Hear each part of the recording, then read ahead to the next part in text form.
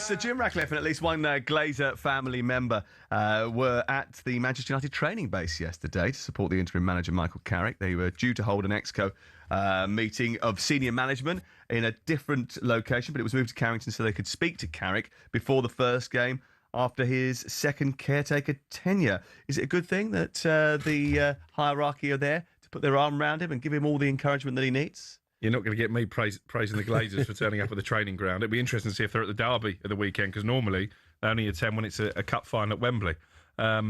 Listen, I think that just highlights Ineos and Sir Jim Ratcliffe and Jason Wilcox and Omar Barada have got most of the grief, but they're basically just a shield for the Glazers. The problem with this football club is not since Ineos came in. You can argue they've not made it much better, but it goes back to when the Glazers first came in, and basically have just run the institution into the ground and continue to do so. Michael Carrick obviously spent a lot of time actually thinking about who he would bring in alongside him when he was thinking about getting the job, when the job was first floated. I think we probably had that discussion last Monday when Ruben Amorim was sacked. I think he was alerted pretty early that they might want to speak to him about it. It took 8 days before it was ratified, so he had a lot of time to think about it. And whilst he was thinking about it, he wanted to make sure he had the right backroom team in place if he decided to go in. He's got Steve Holland, very experienced coach. He's got Jonathan Woodgate, who he worked with at Middlesbrough. He's got Johnny Evans, who was working as the loan manager at Manchester United, then was called back in to help Darren Fletcher last week, and he's kept him on,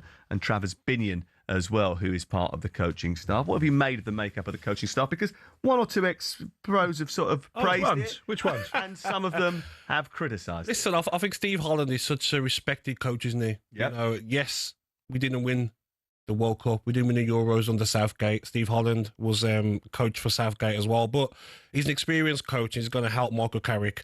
And then maybe Johnny Evans and Jonathan Woodgate are his friends, but they've got experience as coaching as well. Especially Johnny Evans has not got much coaching experience. Jonathan Woodgate has. Well, that's not how I understand it. How I understand the sort of makeup of the coaching team the idea was to bring in the right mix of voices, different voices, to make sure lots of different angles were covered. You've got Steve Holland, who is one of those sort of very well-respected coaches. He's not going to be the player's mate. He's not going to be in and around the dressing room slapping everybody on the back of the head and saying, having a bit of banter.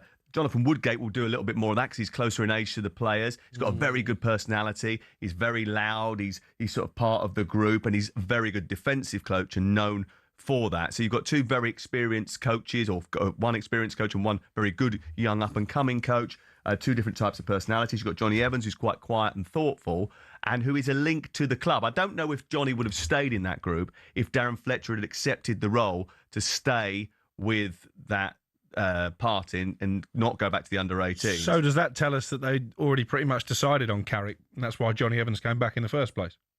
No, because I think if Darren Fletcher had stayed as part of that coaching team, there might not have been a role for Johnny Evans might not have been involved in that. Roy Keane was scathing, wasn't he, on the fact that he calls him Fletch, Darren Fletcher give Johnny Evans a job, and then Michael Carrick has given Johnny Evans a job. He seemed a bit bitter, Roy Keane, when he's talking about it. Well, maybe he didn't know that Darren Fletcher had been offered the job as part of the coaching staff, and actually Johnny probably would have gone back to his lone role or maybe have gone into the under-18s if Fletcher had stayed with the first team group. But isn't it a problem with some of the Manchester United ex-players? Because the failures of Manchester United, these players, all of them have got a podcast. All of them are non-stop being negative about the football club.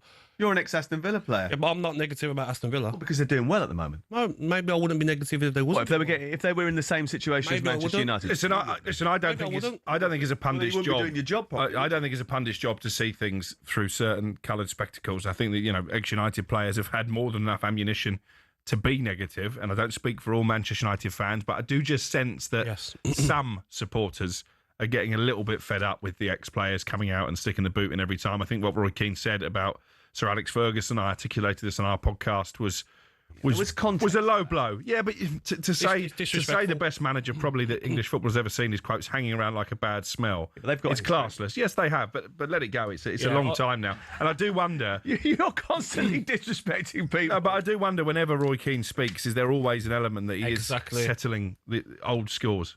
But I think for me, like, Manchester United fans, 99% of them have all said, you're out of line there, Roy Keane. Sir Alex Ferguson, the best manager the Premier League has seen, a legend of the football club, don't speak about him in the way of saying hangs around like a bad smell because he loves the club and managers want to go and speak to him. The relationship between the two, and that was 2 weeks ago. So you know that is he your mate, Sam? Situation is he your mate? I don't know. Is he? I don't know.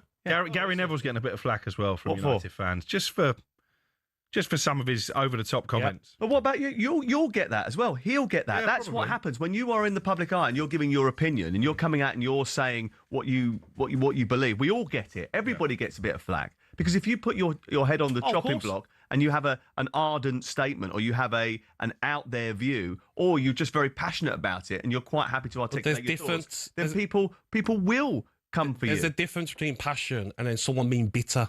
The way you were speaking about Johnny Evans, I'm like, what's happened there? Is there a problem with Michael Carrick as well that we don't know about? You've got your own grudge to bear with Roy, so you're in the same boat. Is there a problem with Sir Alex Ferguson? Like, how can you have a problem with Sir Alex Ferguson? Like, how? So I listen. I actually thought Roy had a point when it comes to Fergie, and take nothing away from his legacy. He gave me, as a young United fan, the best times that I'll probably ever have as a football supporter. But who was the captain?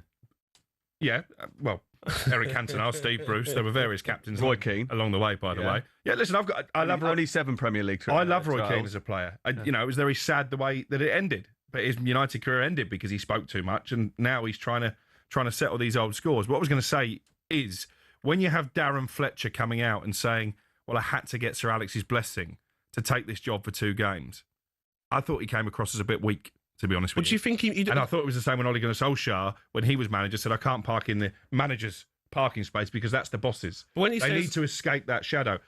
I've got no problem with Ferguson. You agree with the sentiment? I agree with the sentiment. I thought the words were class. When he says he has to, it doesn't mean he has to. He's saying, like, out of respect of what this manager has done for this football club, I want to speak to Sir Alex Ferguson. Why not? Get a bit of advice for him. Get a bit of advice, but to say he needed his blessing. No, he doesn't need it, but he's just saying, I want to speak to the boss, the gaffer, Sir Alex. Liam is a Manchester United fan. He joins us now. Hi, Liam.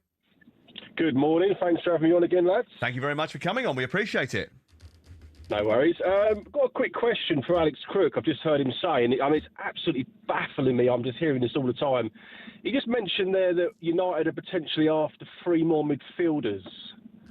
Two. I said they want to bring in 2 top midfielders in the summer. Yeah. No, I just don't understand why we are. I mean, the midfield, obviously, as we know, it needs to be stiffened up a bit. I mean, Casemiro and other players there have not been great. We know we need to strengthen there.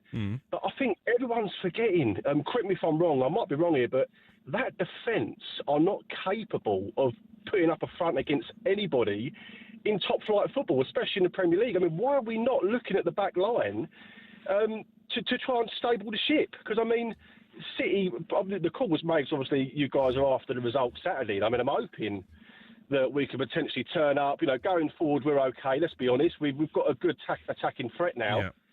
I mean, especially after City winning 10-1 the other week. I mean, if they want to put the burners on, we could be in big trouble. I mean, that defence, I would love to know why we are not recruiting defenders. I mean, that is what's stabling the ship at the back, And that's a good point, actually, because if we have a look at the statistics here, Liam, only Nottingham Forest, Leeds, Bournemouth, Wolverhampton Wanderers, Burnley and West Ham have a worse defence than Manchester United. But Manchester United have one of the best attacks, statistically, in the league. Well, first and foremost, I'm not in charge of recruitment at United. If I was, I wouldn't have signed Patrick Dorgu or Manuel Ugarte. But I think they feel that Lenny Yoro, I know he's having a difficult time at this moment, Aiden Heaven certainly have bright futures. Obviously, they've got Matthijs de Ligt to come back from injury. Martinez himself is just back from injury, and if he can stay fit, I believe the hierarchy feel that he is more than capable of propping up a defence. Gabby obviously disagrees.